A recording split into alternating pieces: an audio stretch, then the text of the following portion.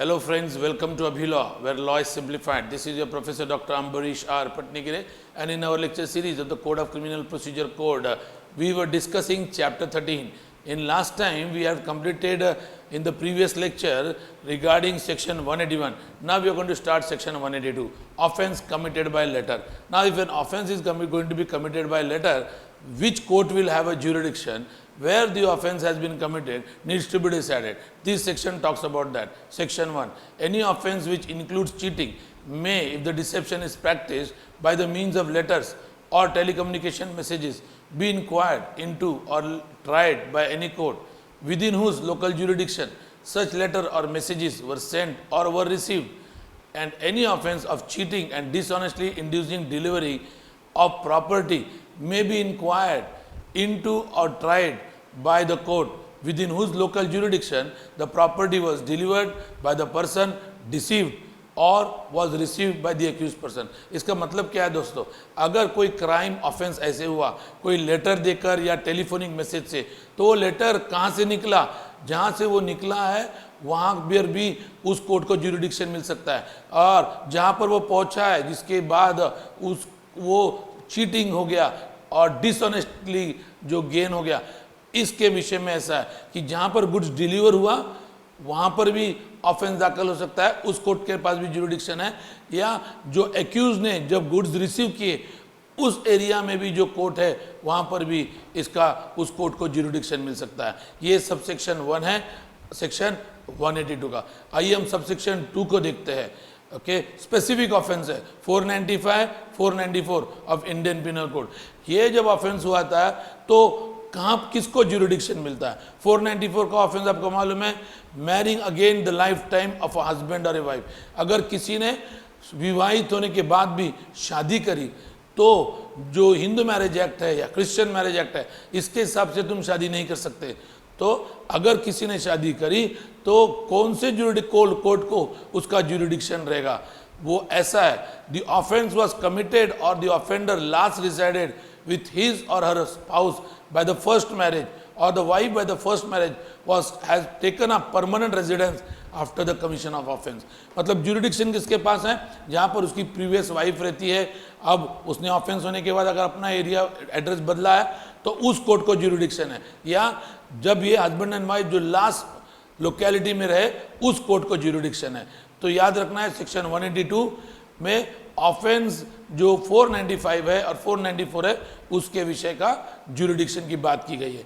अब हम देखते हैं section 183, offence committed on journey और वॉयज।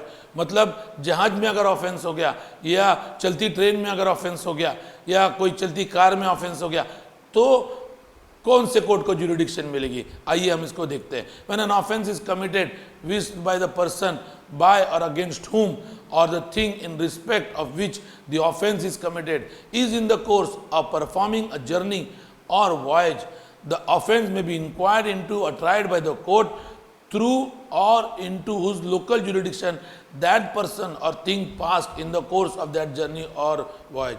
इसका मतलब क्या है कि भाई एक चलती ट्रक में ऑफेंस हो गया, जहाँ जहाँ से वो ट्रक गुजरी वहाँ कोई भी इलाके के कोर्ट को वो जुरिडिक्शन प्राप्त होगा कि ये ऑफेंस को वो ट्राई कर सकेगा। चलती ट्रेन में अगर ट्रेन दिल्ली से निकली है बम्बई की ओर आ रही है तो कोई भी कोर्ट को दिल्ली से लेके तुम्हारे बम्बई तक जहाँ पर भी ऑफेंस हुआ है कोई भी एरिया के कोर्ट को जुरिडिक्शन मिल सकता है, ऐसा सेक्शन 183 कहता है। आइए हम सेक्शन 184 को देखते हैं, place of trial for offence tribal together. अब हम देखते हैं कि ऐसा ऑफेंस जिसको साथ में ट्राई करना पड़ेगा। A, the offence committed by any person are such that he may be charge with and tried at one trial for each such offence by virtue of the provision of section 219, 220 और section 221। आइए हम इसको देखते हैं। 219 क्या है, offence of same kind in a year may be charge together. Section 220 क्या है, trial for more than one offence. Section 221 क्या है, where it is doubtful what offence has been committed. Okay, and section 223 जो है वो कहता है what person may be charge jointly. याद रखना है ये सारे सीआरपीसी की सेक्शन है। बी, द ऑफेंस और offences committed by several persons are such that they may be charged with and tried together by the virtue of the provision of section 223. The offence may be inquired into or tried by any court competent to inquire into or try any of the offences. याद रखना है ये जो offences है ये place of trial where offences are triable together. आइए हम section 185 को देखते हैं. Power to order cases to be tried in different session division. किसके पास पावर है ऑर्डर करने के? Notwithstanding anything contained in this preceding provision of this chapter. मतलब ये चैप्टर के इस सेक्शन के आगे कौन से भी सेक्शन में कुछ भी क्यों ना लिखा हो, state government may direct that any case और class of cases committed for trial in any district may be tried in any session division. Okay, state government के पास पावर है एक डिस्ट्रिक्ट के सेशन डिवीजन से निकालकर वो दूसरे सेशन डिवीजन के कोर्ट में केस ट्राई को दे सकते हैं, provided that such direction is not repugnant to any direction previously issued by the High Court और the Supreme Court under the constitution और अंडर दिस कोड और any other law for the time being in force. मुझे लगता है कि आपको मैंने 185 section बताया है, तो हमने चालू किया सेक्शन 182 से सेक्शन 185.